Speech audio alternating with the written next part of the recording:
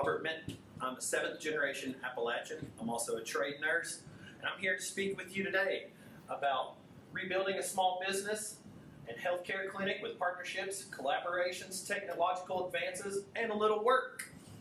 I need to give thanks first. KVET Food City, Dr. Quinn, my medical director, my providers, my family, our ownership at the clinic, which is my parents, but also Appalachian College of Pharmacy, UVA, Buchanan General Hospital, Virginia Coalfield Economic Development, SWVA Works, Thompson Charitable Foundation, Southwest Virginia Community College, The Health Wagon, and everyone here today at Bridging Rural Communities. A little background information about where I'm from. Buchanan County, Virginia is my cohort. They show higher prevalence than the state average for several chronic conditions: heart disease, diabetes, cancer, with rising rates of childhood and adult obesity and drug use. In 2023, the ARC reported on diseases of despair.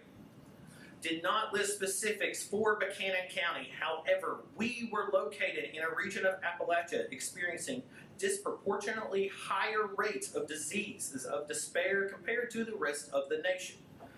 Where I'm from, we say this: patients are card rich but cash poor. 24.8% of people in Buchanan County have Medicaid or use Medicaid.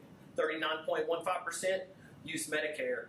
But on a brighter note, 94% of our county is insured by some type of health care insurance. We also take care of the other 6%, but we'll get to that a little later.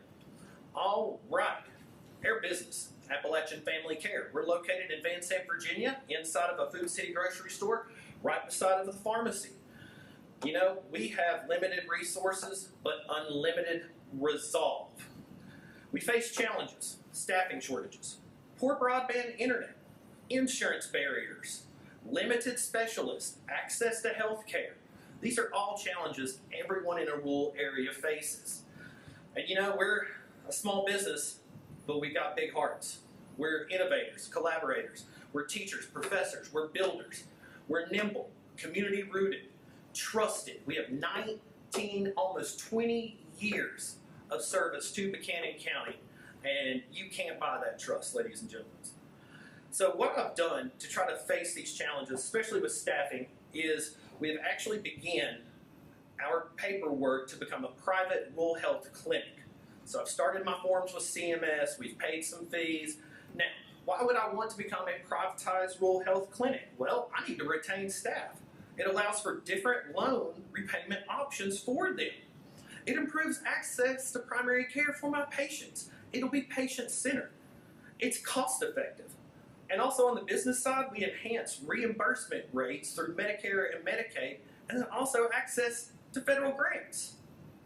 Now, at our clinic, we not only provide care, we create opportunities.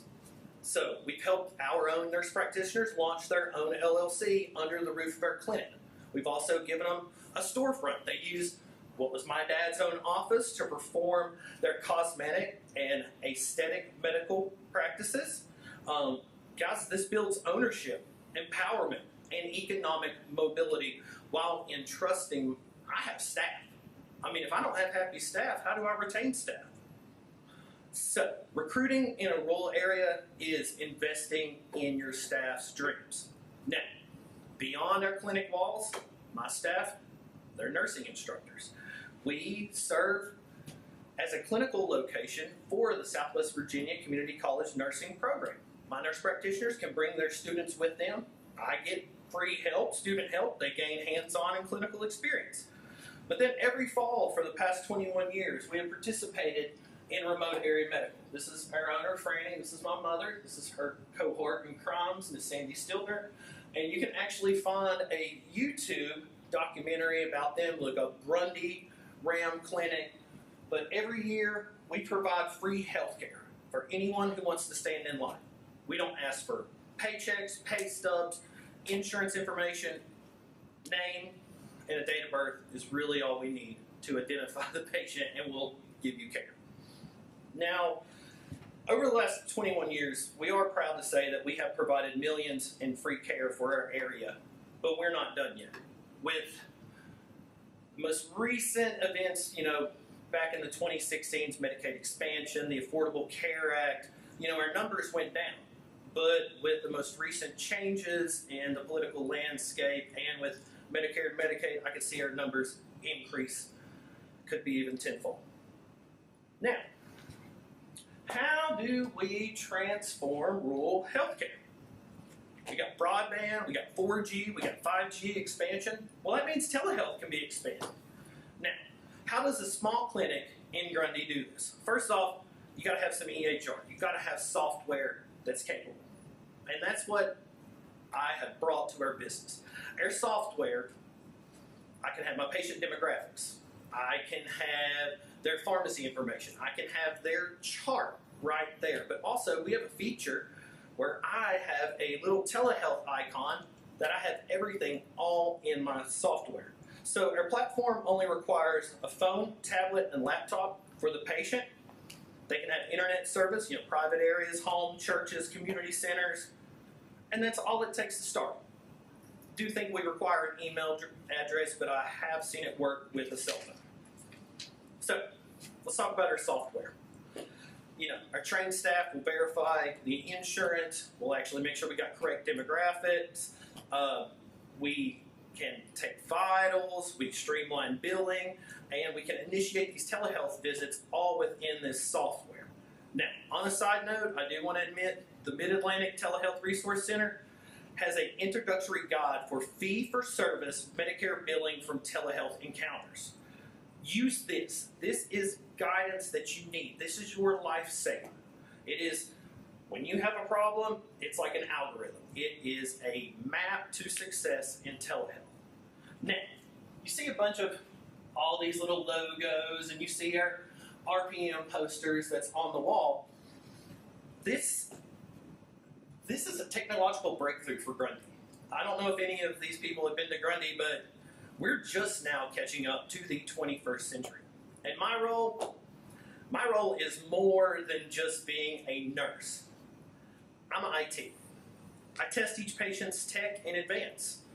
We troubleshoot connectivity, browsers, audio issues. I don't know if anyone has ever shown a grandma how to clear her cache or to delete cookies, but I have. And it's something you have to do. And we're also educating, a population I may not get to educate. Because, that visit could be the only chance they get to see a doctor that month. We offer in-person care. We love our in-person care, but we do offer virtual care. Now, when I was talking about retaining staff, if my staff ever cannot make it to work due to the weather, due to events at home, due to illness, they can still log in and provide my patients with adequate care. I have a 27-inch screen all-in-one computer at the office my patients love to sit in front of. It probably has multiple different names. We won't get into those, but they love when that provider comes up and they can talk with them. I mean, I literally sometimes I can kind of hear the patients and providers talking just a little bit, but it almost seems like they're having more fun than I'm having. Now, I need to talk about some partnerships here because without UVA Health here, I don't know if we'd be Appalachian College of Pharmacy, UVA Health have done tremendous things. Dr. Shamli Al-Ufata and I have actually used a product from UVA called the Tito Care. Now, I don't know if anybody's ever used a Tito Care device, but you can have real-time synchronous healthcare or recorded asynchronous care. And we actually use this. Not on a sad note or anything, but Professor Al-Ufata was at a funeral over in our area and was telling a fellow family member about a black lung doctor that works with the health wagon, Dr. Schmidt. And this patient was actually our first Tito Care patient, where I performed an exam. I followed the little videos of how to. I did the exam, and I emailed that exam securely to Dr. Schmidt. Don't know if he's reviewed it yet, because we found out he was on vacation last week, but he will review it. Professor Al-Ufata will make sure of that. Now, some more work we're doing with the pharmacy school, with chronic care and remote patient monitoring, is we will monitor glucose. We'll monitor your high blood pressure remotely. And data will be reviewed by pharmacy students, Dr. Shamli, myself, and our providers. It is a teamwork approach to provide adequate care for those who are usually left out. We call this proactive care between the visits. Now's a good time to transition to what my FiMed billing company does. Our billing company, we got the RPM, they offer the CCM service, the chronic care management. Now, this is mostly for Medicare and Medicare Advantage patients and this and that, but what they offer is just so much more. They offer a voice, a lifeline. I mean, a lot of our elderly patients are widowed. They don't have anyone to talk to. They kind of enjoy when they're annoyed with phone calls. So we do medication coordination, screenings, lifestyle coachings. We also ask how your day is. Is there anything Robbie and the nurse practitioners need to know? Is everything okay with billing? A lot of people, a lot of small clinics don't have access to this, but we do, and our patients love it. Now to get back to UVA. UVA and Buchanan General and our small town of Grundy offer low-dose radiation CT scans for lung cancer. They also offer smoking cessation counseling. I have had 2 patients enrolled, one of them actually being a family member. He had no idea that a UVA radiologist was going to read this. He thought it was just going to be somebody that the hospital zooms it to that works in their PJs, but no. He had a UVA radiologist read his CT scan, discovered some things he needed to be made aware of, and then had a smoking cessation counseling session a few days later. And these individuals actually go above and beyond by sending samples of nicotine gum, the patches. Because when I spoke with the representative from UVA, if you can't enjoy the lifestyle change, why are you going to quit? If the Nicorette gum is a horrible flavor, why are you going to quit smoking? I mean, it's already tough to quit, but we got to have little bits and pieces that can put this puzzle together. So we also would like to say thank you to all these individuals here, all my different teams that have come together to help our small clinic. Now, the future of Apple, here's some more slides that we have. Our QR codes are in the alpha testing right now. They kind of do work, they kind of don't. I'm working on that. I had to get a grant, some extra grant money to help work on our website and our QR codes. And this is our cash pricing. Our cash pricing for our clinic is $69 for you to speak to a provider. I know that is a little expensive, but due to malpractice costs, our rent, the software costs, all that got figured into it. Planning to expand, and I know this is kind of a little tough area, but here's our little partnership with UVA, lung cancer screenings. All right, so we are looking to expand. With VCTA, Southwest Virginia Works, the Thompson Foundation, our local IDA, we want to be able to drop laptops or all-in-one computers into a private pharmacy consultation room to where if a patient's at the pharmacy, they may not have refills, they may be sick, wanting something over the counter, the pharmacist is like, hey, maybe you should speak to a provider. We're enhancing access and creating new care points for all payers and for all peoples. I know this, people might hear this a lot. I don't like to use the term, I'm like an air traffic controller in today's language. It's pretty scary.